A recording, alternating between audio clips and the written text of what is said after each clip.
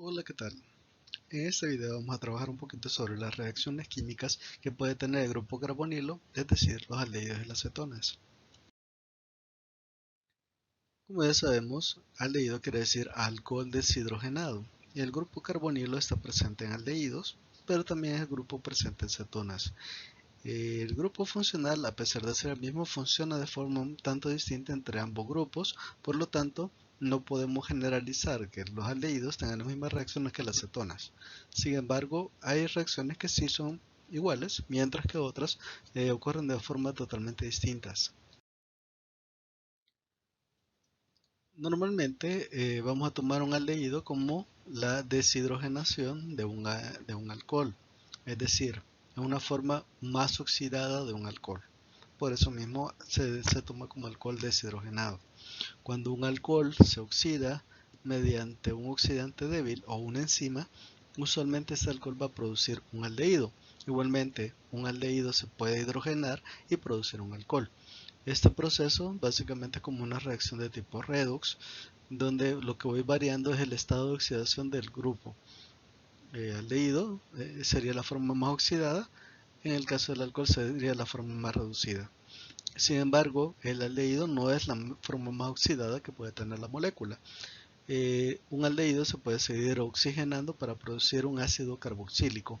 En el caso de las cetonas, que no sean cetonas que tengan grupo en el carbono beta, no pueden tener oxidación más que el estado en que se encuentran, aunque sí se pueden reducir a aldehído, a alcoholes. Tanto los aldehídos como las cetonas poseen un elevado momento dipolar que hace que exista entre sus moléculas intensas fuerzas de atracción de tipo dipolo-dipolo. Por eso es que los compuestos tienen puntos de fusión y ebullición más altos que los hidrocarburos de análogo peso molecular.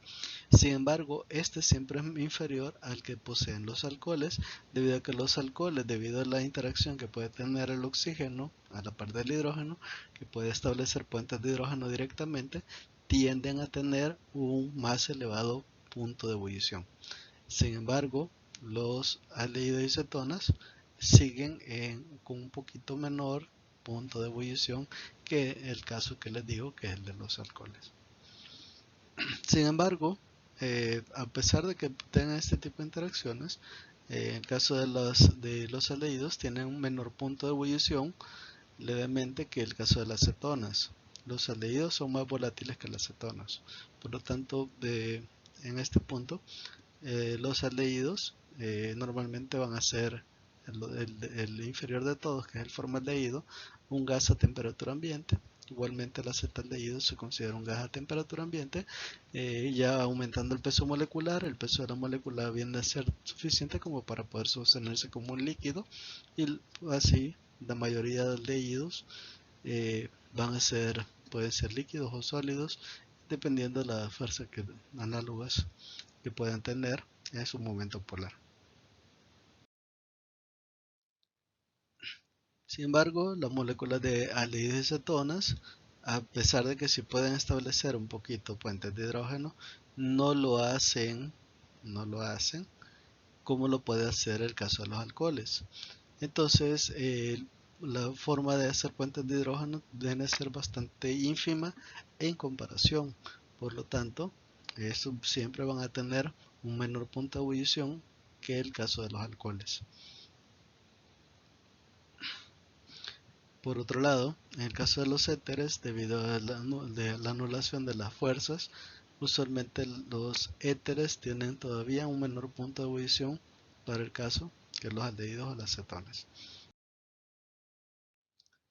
Los aldehídos casi todos son líquidos, excepto el acetaldehído, que a temperatura ambiente es un gas. El formaldehído siempre se encuentra asociado al agua, por lo tanto es parecido a los alcoholes, que es bien difícil liberarlo del agua. Los miembros inferiores tienen olores desagradables. Algunos aldehídos aromáticos poseen un olor bastante agradable con fragancias en la naturaleza, tal en el caso de la vainilla, las almendras amargas, las canelas, como ya vimos. Igualmente, cuando ocurren con pesos moleculares bastante altos, estos van a tener olores rancios, que es característica también de la presencia de aldehído. En el caso de la acetona, los miembros inferiores son líquidos, usualmente incoloros y tienen olores suaves. Para el caso, la acetona sería el inferior de todos y como ustedes han percibido es un olor frutal un poquito suave. Los compuestos que tienen el carbonilo, tanto aldehídos y cetonas, en la cadena corta son solubles en agua. Ahí a medida que aumenta la cadena, debido a que la parte no polar viene haciéndose más grande, van perdiendo la solubilidad. Así es que los de bajo peso molecular son totalmente solubles en agua, mientras que los miembros con alto peso molecular pierden esa característica de poder ser solubles en agua. Los tipos de reacciones que pueden tener los aldehídos de cetonas son reacciones de adición, reacciones de oxidación o reacciones de reducción. Básicamente son las reacciones más habituales en este tipo de compuestos. Puede haber adición, especialmente del nitrógeno, oxidación para formar ácidos carboxílicos o reducción hacia alcoholes. Acá está una por una las reacciones. La primera es la reacción de oxidación. Como les decía anteriormente, oxidación quiere decir que el grupo va a obtener una mayor cantidad de oxígenos o más cantidad de enlaces hacia oxígeno en el proceso de oxidación. Así, por ejemplo, tenemos al grupo, cualquier aldehído que está compuesto por el CHO, el CHO.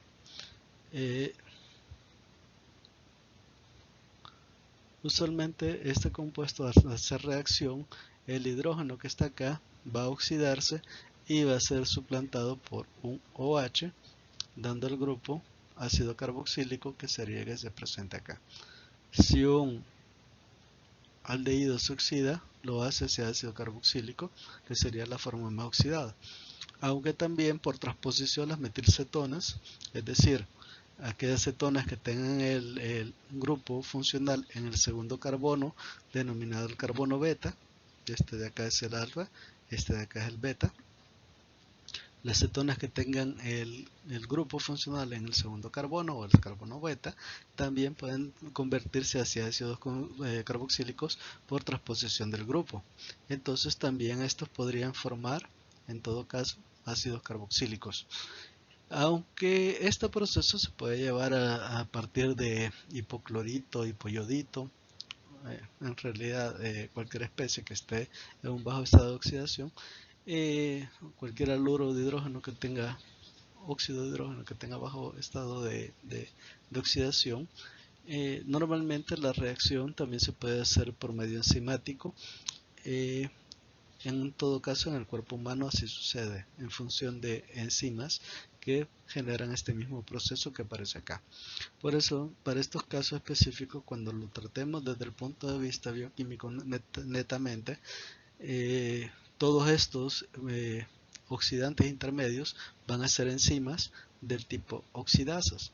Así que esta parte de acá se puede resumir como oxidasas. Para el caso,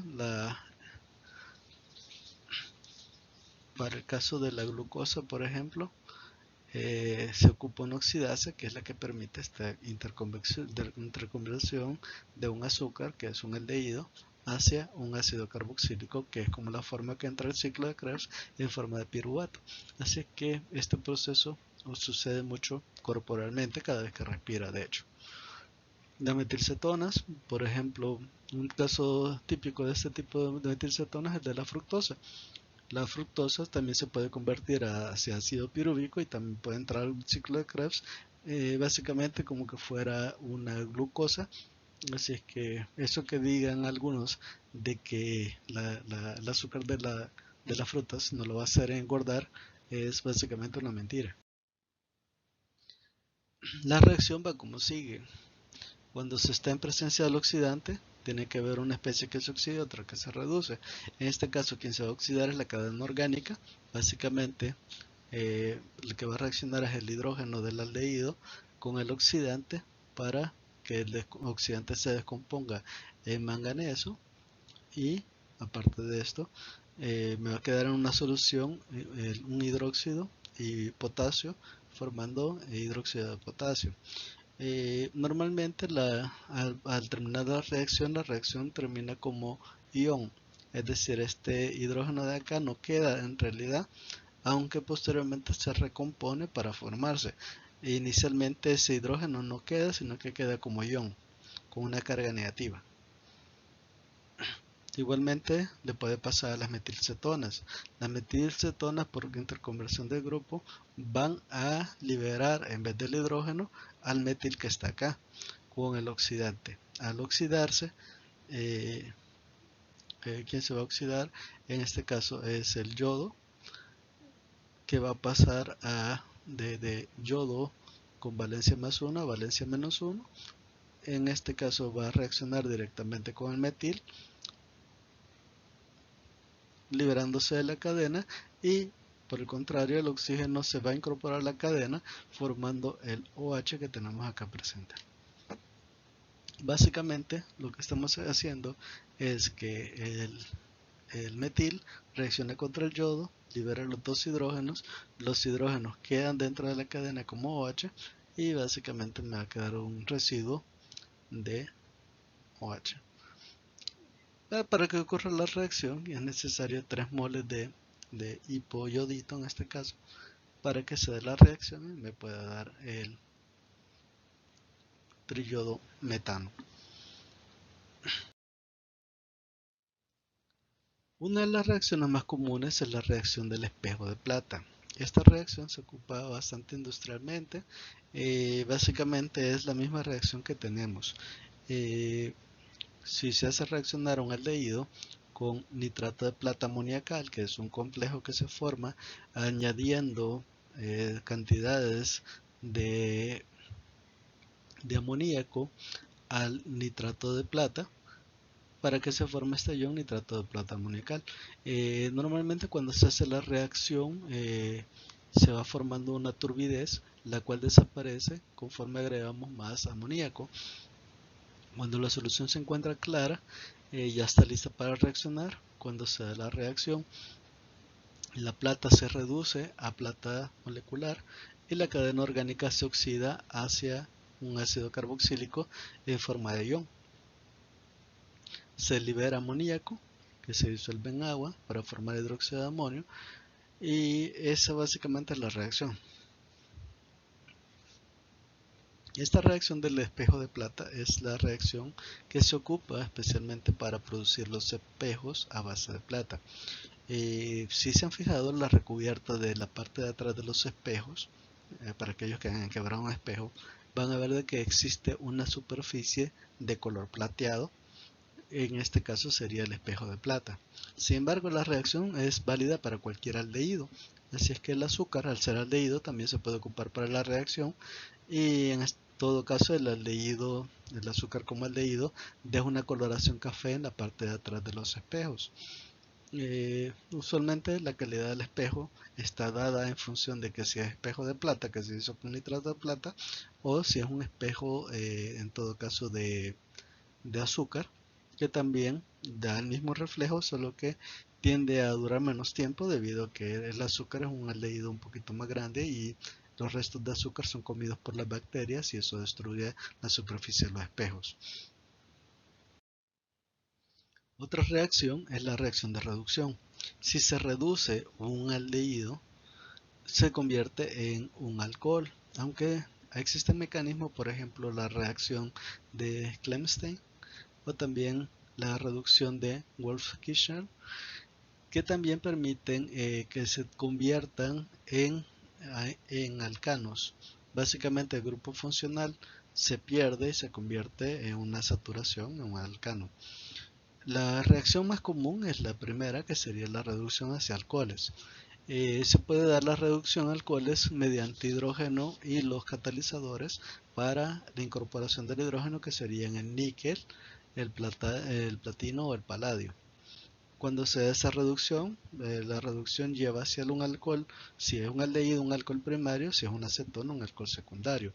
Aunque también se puede hacer con reductores fuertes, por ejemplo, el tetriduro de litio de aluminio o el tetraborato, tetriduro de boro y sodio.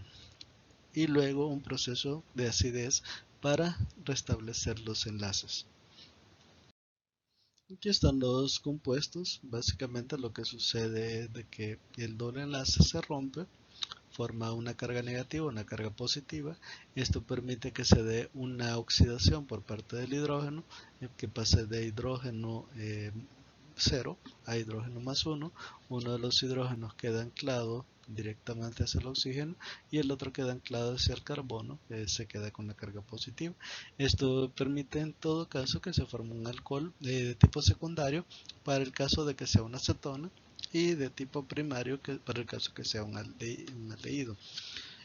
Otra forma de hacer la reducción es directamente hacia alcano, y esto se hace con el reactivo de Chemisen, que es este que aparece acá. El proceso básicamente primero se hace la reacción con el reactivo de Chemisen y posteriormente se hace un proceso de acidificación con ácido clorhídrico, puede ser. En todo caso, al suceder la reacción, lo que sucede es que el grupo directamente sale de la molécula y se convierte en el oxígeno, sale de la molécula y la sustancia se convierte directamente hacia alcano. También los reactivos de Grignard pueden intervenir en este tipo de reacción.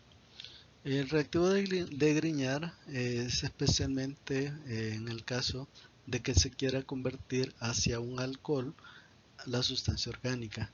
Lo que sucede básicamente es que cuando se destruye la cadena que tenía el alcohol queda anclada hacia la molécula, y eso produce básicamente un reactivo,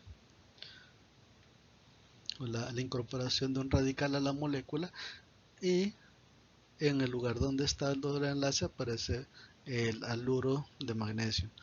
Al hacerse un proceso con agua, el haluro de magnesio se convierte nuevamente, el H del agua queda directamente ligado hacia el oxígeno, convirtiéndose en un alcohol, y el resto de la cadena básicamente queda como un radical añadido a la cadena. Para el caso específico de la reacción de Grignard, lo que se tiene es que una cadena, usualmente un haluro de alquilo, se hace reaccionar con el reactivo de Grignard y se produce este tipo de complejos que tenemos acá. Esta sustancia es bastante activa contra los aldehídos y las cetonas, especialmente contra el grupo carbonilo, y normalmente cuando reacciona lo que sucede es que se separa entre el MgBr y un grupo alquílico. Este MgBr usualmente reacciona contra el oxígeno, rompiendo el doble enlace del grupo alquílico, formando la carga negativa, donde pasa quedando el MgBr, y la cadena alquílica me queda en la carga positiva que se forma del otro lado, básicamente alquilando la molécula, haciendo una molécula un poquito más grande. Esto, para el caso de generación de nuevos medicamentos, es súper importante, y por eso es que esta reacción es bastante importante. Se da la alquilación, es decir, la adición de una cadena alquílica, y luego queda el producto, como les decía, con el reactivo de Grignard, con el MgBr anclado hacia el oxígeno. En un segundo proceso se hace reaccionar a esta sustancia con agua, dando la hidratación de la cadena, obligando a que esta cadena se libere y quedando un hidrógeno en lugar de.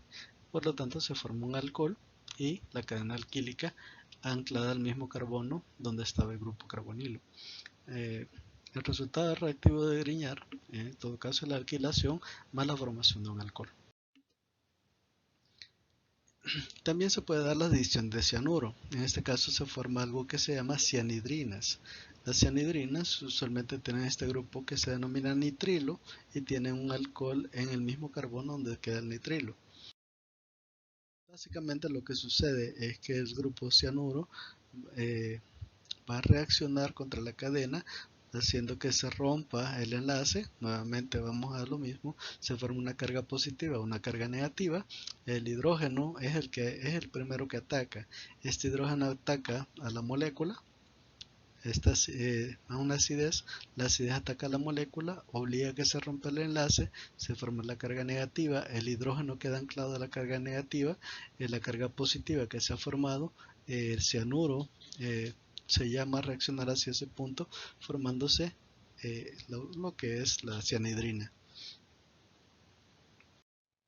Otra de las reacciones que es bastante importante es la adición de la hidracina y los derivados de la hidracina hacia el grupo carbonilo.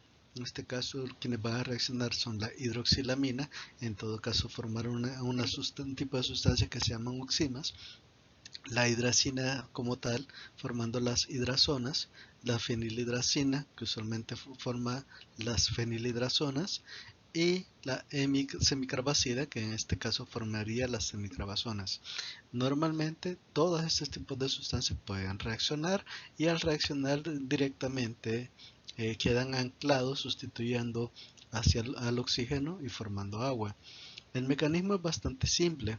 En general lo que reacciona es el nitrógeno que se encuentra acá del grupo funcional de la hidracina contra el grupo carbonilo, haciendo una sustitución y generando la formación de un alcohol. Uno de los hidrógenos de la hidracina migra hacia el oxígeno para formar el alcohol. El otro queda, como podemos ver, a la par del nitrógeno. En un segundo paso, la molécula se recompone. El grupo entero OH se libera de la molécula, atrapando al hidrógeno que está en el nitrógeno para formar el agua, que sería el producto de la reacción, y el carbono queda entonces con un doble enlace hacia el nitrógeno para formar la azona. Esta reacción es bastante específica y tiene bastantes repercusiones, tanto a nivel biológico, ya que sucede especialmente en el caso de algunas vitaminas, pero también tiene a nivel de industrial, ya que esta reacción se ocupa mucho para la identificación de aldehídos y cetonas. Solo el grupo carbonilo de aldehídos y cetonas puede reaccionar de esta forma. Así es que puedo identificar fácilmente la presencia de un aldehído o una cetona de cualquier otra sustancia simplemente poniendo cualquiera de esos reactivos. Aunque la forma más normal para el nivel industrial debido a la coloración. Para el caso específico de la dinitrofenilhidracina, que es una de las sustancias más ocupadas para identificar el grupo, esta usualmente es incolora cuando no ha reaccionado. Tras la reacción cambia a una sustancia, la formación de la hidrazona, y esta también genera una coloración específica color naranja. Así es que cuando la sustancia pasa de incolora a color naranja, yo puedo establecer de que ha habido una reacción de tipo positiva. Por lo tanto, este método me puede servir para poder identificar el grupo funcional en cualquier sustancia. Ese es el uso específico de esta reacción a nivel médico, aunque también tiene el grupo funcional está presente en nuestro cuerpo, por lo tanto también puede existir la reacción dentro de nuestro cuerpo, catalizado en todo caso por enzimas. Lo que sucede simplemente es que el grupo funcional reacciona contra el carbonilo, básicamente adhiriéndose. Los hidrógenos de la hidracina van a reaccionar directamente contra el oxígeno del grupo funcional carbonilo para formar esto que se encuentra acá. Para el caso de la hidroxilamina forma un oxima. Esto sería un oxima de ciclohexano. Las oximas, como en este caso, son grupos funcionales nitrogenados. Los vamos a estudiar posteriormente a la hora de estudiar a las aminas. Igualmente puede darse la reacción con 2,4-dinitrofenilhidracina. Lo que sucede es lo mismo. El oxígeno se va con los hidrógenos, el nitrógeno queda en vez del oxígeno pegado a la cadena formando este tipo de compuesto. Como en este caso la sustancia se llama 2,4-dinitrofenilhidracina, el producto va a ser una 2,4-dinitrofenilhidrazona de el aldehído que yo tenga. En este caso tenía un aldehído que es el pentanal de pentanal. Esa es la nomenclatura básica que lleva, no es complicada, simplemente 2,4-dinitrofenilhidrazona de pentanal o valeraldehído, como usted lo quiere llamar. Los alcoholes también son bastante susceptibles a reaccionar contra este grupo funcional. Incluso el hidrógeno es posible que reaccione para formar hidratos. En todo caso, si lo que reacciona es un aldehído, se forma un acetal, y si lo que reacciona es una acetona, se forma un cetal. es la diferencia básica entre ambos. Vamos a ver esta reacción cómo ocurre para tener una mejor idea. La reacción ocurre en dos estados. Por eso es necesario tener un exceso de alcoholes para que la reacción llegue hasta el final. Si no, la reacción se queda a medias y en todo caso el producto es bastante inestable, se puede revertir. Sin embargo, cuando existe bastante cantidad de alcohol presente, el reactivo termina la reacción, valga la redundancia, y se forma un doble éter, que es el producto final de la reacción. Veamos el primero de los casos. Tenemos un aldehído reaccionando con agua para formar un hidrato. El hidrato no es nada más que la formación de dos alcoholes a partir del grupo funcional. Lo que sucede es que el agua se va a descomponer en H y en OH. Al descomponerse en H y OH, el hidrógeno reacciona contra el oxígeno para formar el OH que está acá, y el otro OH que me ha quedado queda en la parte en el ion positivo que se ha formado en el carbono que está acá para anclarse en forma de un alcohol. A esto se le denomina hidrato. Y otro tipo de hidrato que se puede formar es, por ejemplo, una acetona. La diferencia básica es que un aldehído es carbono primario y el hidrato se forma en carbono primario. Una acetona es un carbono secundario, por lo tanto el hidrato queda en un carbono secundario. Lo mismo, el agua se transforma en HOH, se separa en HOH, el H ataca al oxígeno, el OH queda anclado en la otra posición y se forma un hidrato. Los hidratos que se forman de este tipo son bastante inestables, por lo tanto es bastante fácil que se reconviertan al producto que teníamos al principio. Así es que normalmente la reacción es catalizada por acidez.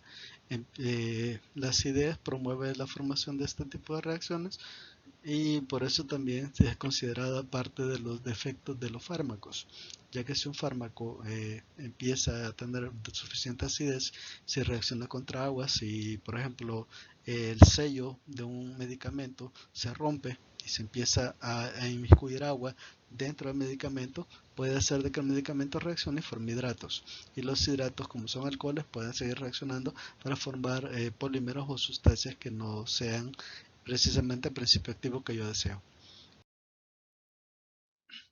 Aunque también la reacción se puede dar, que es más común, con alcoholes para formar algo parecido. Si bien la reacción es como básicamente la misma. El H del alcohol reacciona como ácido frente al oxígeno que está acá. Esto hace que se forme un OH que se separa en la carga negativa, carga positiva en este punto. En la carga positiva queda la carga negativa de mi alcohol que ha sido separado, y básicamente se ancla a este punto para formar un hemiacetal. Como es un aldehído, forma un hemiacetal. Acetal con A es aldehído. Este hemiacetal es bastante inestable. Si reacciona, por ejemplo, en medio de acidez con otro mol de alcohol, también este segundo mol se va a anclar a la molécula, va a reaccionar directamente con el oxígeno que tenemos acá, H y OH, van a formar agua, y eso me va a permitir la adición de la segunda cadena para formar un segundo éter. Esta estructura con dos éteres presentes es básicamente un acetal.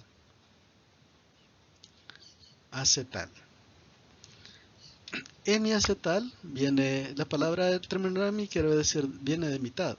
Se ocupa también para hemisferio. Hemisferio, mitad de esfera. En este caso sería un hemiacetal porque es medio acetal.